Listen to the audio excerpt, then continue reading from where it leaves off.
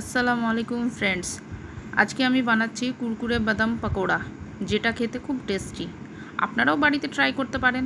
দেখুন কিভাবে বানাচ্ছি। তার জন্য আমরা কিছুটা বাদাম নিয়ে নিয়েছি। পকোড়ার জন্য একটা ব্যাটার বানাতে হবে, তাই আমি একটা বাটিতে বেসন, কিছুটা চালের আটা নিয়ে নিলাম। এবার এতে কিছু মশলা অ্যাড করব।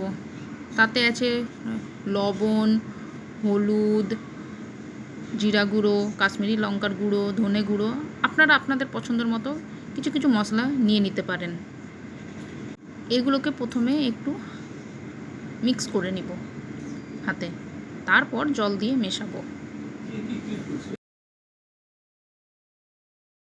এরপর একটু একটু করে জল দিয়ে হালকা করে মেশাতে থাকবো। ব্যাটারটা কিন্তু খুব পাতলা করব না, খুব ঘনও করব না।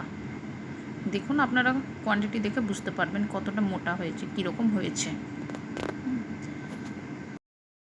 ব্যাটারের মধ্যে বাদামগুলোকে দিয়ে দিব, দিয়ে ব্যাটারের সঙ্গে বাদামটা মিক্স করে নিব।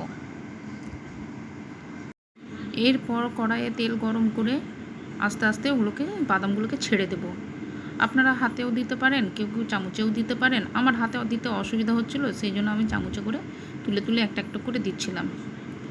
দেখুন কতটা ক্রিস্পি হবে, শেষে দেখাবো আপনাদেরকে। আপনারা বাড়িতেও ট্রাই করতে পারেন, একবার ট্রাই করেই দেখুন কীরকম লাগে খেতে।